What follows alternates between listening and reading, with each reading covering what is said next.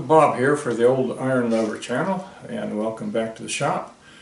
This video is going to be about things that I've been wanting to do for years and I just never got around to it, and I keep being frustrated by sloppy storage in the shop, disorganization, things like that. And I finally, oh gosh, about a month ago I said that's the end of it. I am going to fix a whole bunch of these things. And now some of the things has been, they go back further, but just for the purpose of filling out the video, I'm going to show things that I did some time ago. But a lot of these things I've just done in the last few weeks. And honestly, some of them I wanted to do for years, if not decades, and never got around to it. And you know, one of those things where today's the day. Anyhow, the shop is, like any shop, it's kind of a mess. I mean, there's always stuff laying around where you don't want it, or in the way, or whatever. And I really wanted to get it all corralled. Just things that you know, are in a box or in a drawer, or laid on some flat surface, and then you go to find them and you can't figure out where the missing one is. Like you have a set of drill bits and 3 of the drill bits are missing out of the set, or whatever, you know. Anyway, we're going to cover several subjects, and this is the way I did it, and it's certainly not the only way, and probably not the best way to do some of this stuff, but it's just to give you some ideas of how I did it. And if you like it, fine. If you think you got a better idea, put it in the comments. You know, other viewers might say, hey, I see 3 different ways to do this and I like it. Anyway, let's get on with the video. One of the areas that needed organization, and it has for years, and I've just struggled with it. This little blue box here is a Sears box originally. It had a basic assortment. I have had that since probably my 20s, so something on the order of 50 years. And it has gotten all scrambled up, and I didn't have what I needed in there, and I had stuff I didn't need, and so on and so forth. One of the things overall I was not well supplied with is ring terminals. Firmly believe in automotive work, if you've got a stud and a nut, you need a ring terminal. The spade terminals, I just don't trust them for 2 reasons. Under the right conditions, the spades will spread out, and if they start getting a little bit loose or wiggling a little, it's easy for them to come out from underneath the nut. So yeah, yes, all kinds of arguments about that, but I guarantee you the ring terminals stay put better. And so one of the problems I had was I had a bunch of the smaller stud sizes, but I didn't have the bigger butt stud sizes. And once in a while you have a smaller wire that needs to connect onto a main supply terminal off of a starter solenoid or something that runs that has all the heavy-duty cables and stuff on it. Once in a while you got to put something else on it, you know, and it's just I don't know what's going to come and where and when. So I got the 2 smaller sizes of the red terminals, because those are really fine wires. You don't see them much and hooked to batteries. The yellow ones got 1/4 inch, 3/8, 5/16 and 3/8 and 1/2 inch all together there.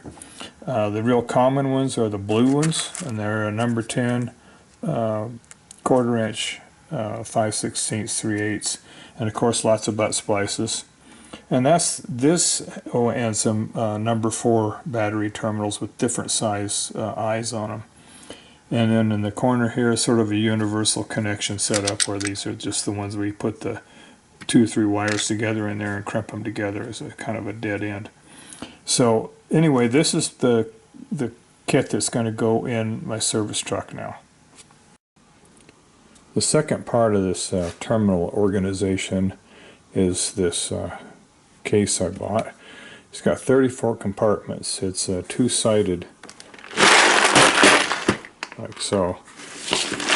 Anyway, nice heavy-duty thing. So basically, I may have mentioned before the shortcoming of my existing terminal assortment was I didn't have enough ring terminals with the right diameter for the stud to go over. So here's the butt splices, number 10, 1/4 inch, number 10, 1/4 inch, 3/8, 5/16, 3/8 inch, number 10,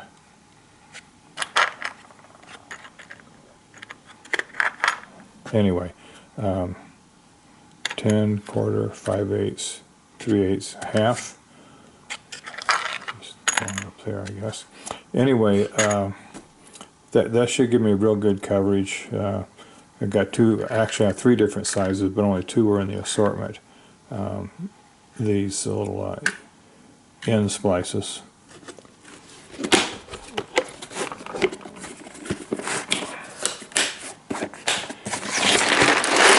So that's the automotive side of things. The other side is some more automotive, but it's also a lot of other kinds of connections. I don't use that much, but maybe on a terminal strip or wiring of motors or something like that. Number 4 cables with 3 different sizes of rings on them, up to 1/2 inch. These are nice for the starters coming off the starter solenoid. Spade connectors. I have some female and male disconnects. These wiring here I've used for motors or stuff in motor controls. This here is a splitter, so I can put 2 of these on one connection. Some little tiny ones, so forth. These are round ones, some hooks, a little bit of cable control, and some more little tiny spades. So anyway, this part of it might change a little bit, and I get another box. It's a little dispenser. It's like a little jewelry sorter, or whatever you want to call it, for little items here where I only have a few of them. I may put them all in a collection together. So anyway, that's that. So the stuff I used to have, or I had, was all crammed into this shallow drawer. In this top drawer, I got my crimp tools, tape, including colored tape, refills for the cabinets, the collections, the mobile connection, and the one in the drawer here. So these are just overstock stuff. A few of them have stuff like this coax stuff here that is not in any of the assortments. Don't use them very often. Heat shrink terminals in case I need to make something waterproof. It's a fairly basic set of terminals there. Down below I have the big terminal box we saw earlier, and I have just a lot of miscellaneous things that I'd probably never use, but I don't want to throw them away.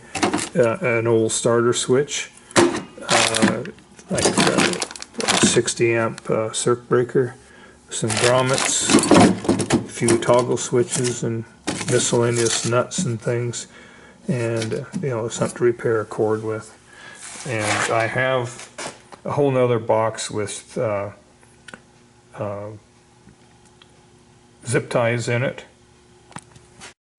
And one last thing is I'm a fan of, in a lot of cases, using soldered terminals with shrink tube insulation on them. I have an assortment of shrink tube. I buy them in 3-foot lengths, and I just clip off what I need. This assortment here has lasted me quite some time. They go all the way from battery cables down to, number 18 wire, then different colors and so on. Oh, I have a few cordless DeWalt tools. They're all 20 volt max tools, and I also have a lot of corded tools, and I'm just going to talk about the cordless ones. For quite a while now, I've got them stuffed into these bags. There's a light, an impact wrench, a drill, and there's I do have a regular hard case for the impact driver, but you'll see in a minute here what an improvement here. None of that stuff all fit together very well into these bags. They're nice for carrying one item because they're accessories in there.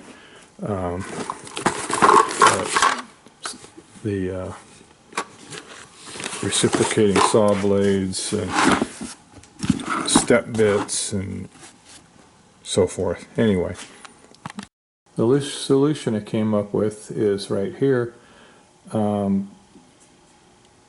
Got a 3-tiered setup. The bottom tier has got my batteries in it. The next tier I got the reciprocating saw, the light, the impact driver, the drill, and the impact wrench. And on top are the chargers, and I have 2 for the DeWalts, and I got 1 for a little snap-on screwdriver that I have. The hard case for the impact driver has a little 6-compartment deal for all the different bits for it. My 90-degree drive, a spare O-ring, and instead of a flimsy rubber band to hold that lid on, I have an O-ring that's the right size. And I mentioned there's a spare here. And then my long drivers that won't fit in anywhere.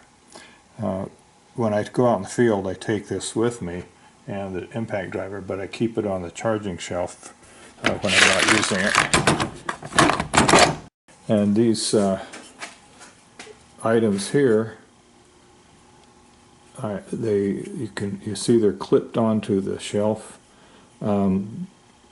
There's the one for the battery, and it basically looks like the bottom of a tool, and for little screw holes to screw it in.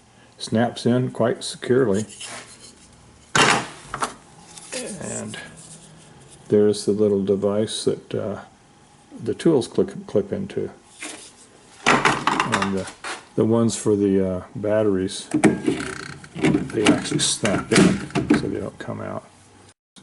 So these little clip things are available at a lot of places. They all look about alike. I suspect they're using pretty much the same 3D printing information to print them. I got mine off of a guy from Etsy, but it could come from anywhere. Also, I have a number of DeWalt batteries, but when I went to get some more, I started using these. They're a knockoff, a Chinese knockoff of some kind. They actually work real well. These particular ones work real well, and they hold the charge so far real well, and they work nice. I mean, I got no complaints, and they're a whole lot cheaper than the DeWalt ones. You may have seen my other video about this cart here with all the stuff that go on the mostly the milling machine or the lathe. Just the getting them at the right height so I can slide them on and off the table in the mill. There's another video on that whole thing. But after I made that video, I also added a shelf or a drawer underneath here, and I can put some of my small tools in there. I haven't finished loading it, and I actually ordered 2 of these drawers. And the second one I mentioned is in under the welding bench, and there's all the little things that used to live up on top of the bench and were always in the way. Also, while we're out and about looking at this, there is some of my welding rod, and I got that rack there, as you can see, from ZT Fab. Ordered 4 more of them to go on the back of the welding bench. It's just kind of handy to have a lot of rod there. Similarly, I have some of these shorter tubes, shorter, fatter ones for the stick welding. Also from ZT Fab is this vice grip rack. And the only thing I can say about it is it's not quite big enough, because I have a bunch of vice grips that are in there, because I need to get another one of those racks.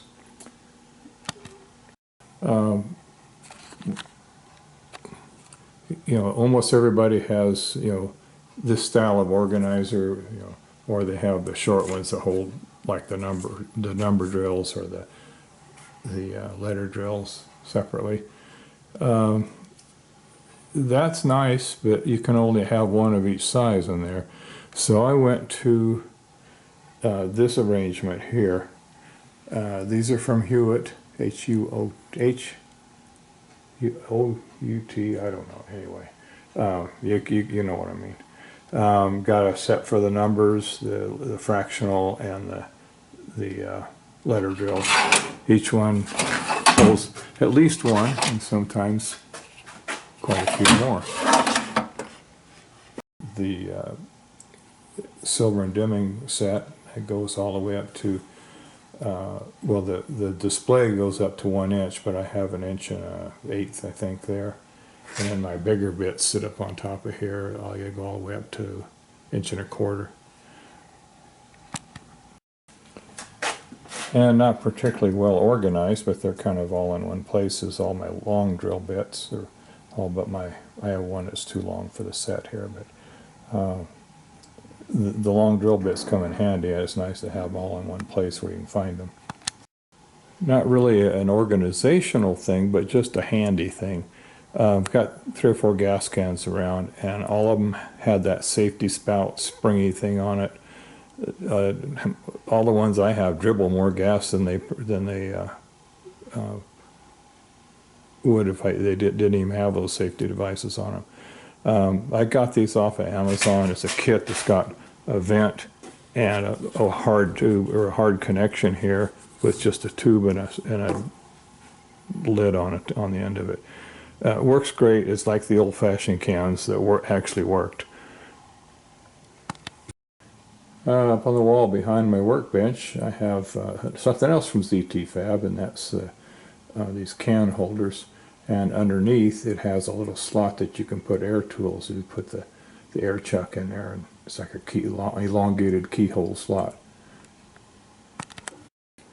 I have quite a few cans of paint, solvents, all that kind of stuff. And I thought, it's not that big a deal to have one of these cabinets, and at least it's all in one place, or most of it's in one place. And I was amazed, as big as this cabinet is, how fast I filled it up.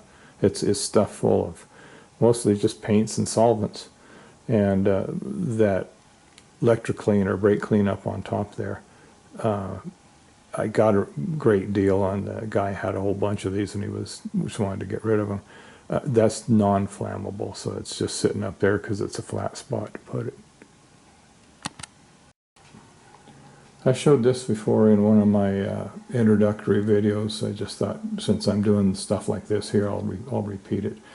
But the bin on the right there is I got that from Costco, and everything that's about, I don't know, shorter than 12 inches, whatever fits in those bins.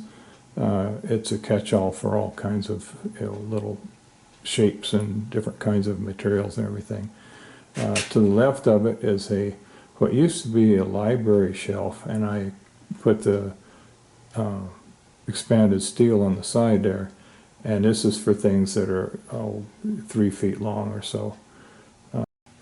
for the longer stuff, I have this wooden rack, and I have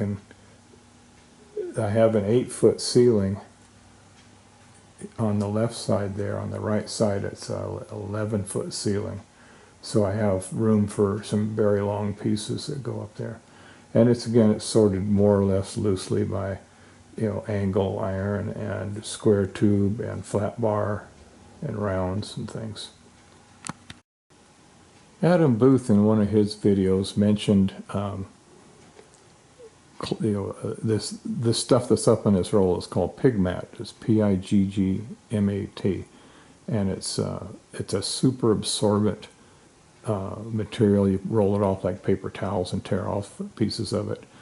And just a hint, it's not real cheap. And you get, that's a pretty good size roll. It lasts me quite a while. But if you get a big spill somewhere, or you're cleaning up something that's really oily or whatever, these things are nice because they really suck up the liquid. The problem is, like I said, they're expensive, but if you want to save some money, go onto Amazon, possibly other places, and look for a 3-pack of these. And they even come with a dispenser. And the dispenser and the 3-pack all comes as a kit. And it's quite a bit cheaper than buying the rolls individually. The problem with it is I don't like the rack very much. This is the original rack. And it's held on by magnets, and it's got little,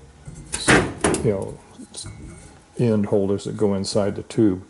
The problem is the magnet doesn't hold very well. When you grab a hold of the sheet and try and pull a piece off, the magnet wants to let go. This can spring out pretty easily and lose control of the roll too. So when I bought my next kit, this is not of any value to me. Just keep it for the magnets. But I took the magnets off, drilled them out, and bolted it to my. This is another one of those library shelves I got, and then I ran a piece of all thread through, and put a wing nut on the bottom of it. And it takes you a minute to get the all thread pushed back through the hole again, get it lined up, but it doesn't take that long, and I don't replace that very often. So anyway, now it's nice and sturdy. I can yank on it all I want. It's not a problem. Something else I showed on an older video, but I'll just kind of repeat it here. This little rack I built to hold the square boxes of paper towels and nitro gloves, and keeps it all in one place. It's tied down, so when you go yanking on one or the other, you don't get the whole box on the floor with you. The only downfall to it, is, as you can see in this one, I didn't plan for boxes that were bigger than the squares, and it turns out the cube boxes vary a little bit in size, so you really need to make the rack a little bigger. But I started going to these wipe-all boxes, and they sit up on top of the rack fine, but they don't fit in the rack. This works fine too, but just if you're going to build one of these, get the measurements off of some of the boxes and make it big enough to hold all the different kinds of things you might stick in it. It's just a quick look at a little miscellaneous thing I got. I ordered it somewhere, I think, or else. I think I actually ordered this one. I've had a lot of hose clamps and they're stored in boxes, divider boxes and things like that. And I thought this is really a nice way to do it. I don't know why I didn't do it sooner. This is an area where it was, again, something that was messy and parts were scattered and all that. And I said, today's the day. I went down to the Container Store and I bought some stuff. And the little basket over on the right there's got a lot of the nozzles and things for the shop vac. The garden hose rack is holding the shop vac hose, along with a little hose that goes onto the big hose. And on the left is a some kind of storage that I got from the Container Store, and I apparently cut it apart and re-welded it to this configuration, and that holds the tubes for the vacuum cleaner type arrangement. And there's more tubes than I need. I actually had 2 shop vacs at one time. One of them was no good, so I saved the tubes. Well, thanks for watching. I hope you enjoyed it.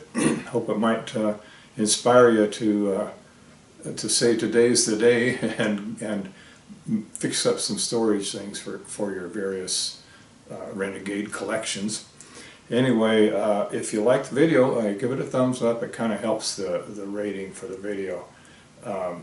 If you like the channel, subscribe. I hadn't been watching it too closely lately, but it looks like I'm solidly over 3,000 viewers now, which I'm happy with that. I kind of, you know, I see the other channels that got 500,000 or 1 million viewers, things like that. This channel's never going to be that big, but I think about sitting on a stage with 3,000 smiling faces out in the audience, and I think this is a pretty good crowd. So I do enjoy doing them, and I enjoy getting comments if you guys have something that you'd like to say. And I guess until the next video, happy trails.